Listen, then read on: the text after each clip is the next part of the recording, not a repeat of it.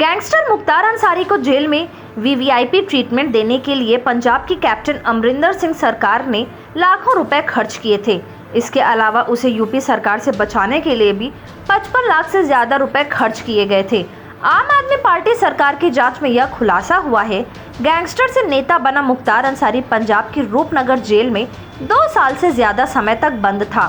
भगवंत मान सरकार की जांच में पता चला है कि कांग्रेस सरकार ने सुप्रीम कोर्ट के एक वरिष्ठ वकील को अंसारी का केस लड़ने के लिए प्रति सुनवाई 11 लाख रुपए खर्च किए।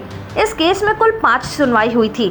इस तरह मुख्तार अंसारी के वकील की फीस पर कुल 55 लाख रुपए खर्च किए गए। जेल मंत्री हरजोत बैंस के अनुसार जिस दिन सुनवाई नहीं हुई उस दिन कथित तौर पर वकील ने 5 लाख रुपए चार्ज किए। अधिवक्ता द्वारा उठाए गए बिल अभी भी लंबित हैं और आप सरकार ने बिलों को मंजूरी देने से इनकार कर दिया है। जेल मंत्री बैंस ने कहा कि हम एक गैंगस्टर को बचाने के लिए 55 लाख रुपए का बिल क्यों चुकाएं? हमने मामले में प्राथमिकी दर्ज करने का आदेश दिया है। जांच में आगे कहा गया है कि गैंगस्टर को एक बैरक में 5 स्टार ट्रीटमेंट दिया गया था जो 25 कैदियों को रखने के लिए था, जिसमें केवल मुख्तार अंसारी रह रहा था। हरजोत बैंस ने यह भी दावा किया कि जेल अधिकारियों ने गैंगस्टर की पत्नी को भी जेल के अंदर अपने साथ रहने की अनुमति दी थी।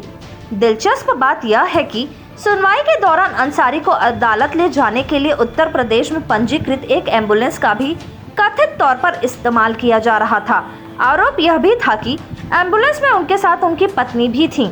हरजोत सिंह बैंस ने दावा किया है कि गैंगस्टर को सिर्फ यूपी पुलिस की कार्रवाई से बचाने के लिए एक संदिग्ध प्राथमिकी के आधार पर जेल में रखा गया था। मंत्री का कहना है कि उत्तर प्रदेश सरकार को अंसारी की हिरासत पाने के लिए सर्वोच्च न्यायालय का रुख करने के लिए मजबूर होना पड़ा। मुख्तार अंसारी को 2 साल 3 महीने तक रूपनगर जेल में रखा गया था।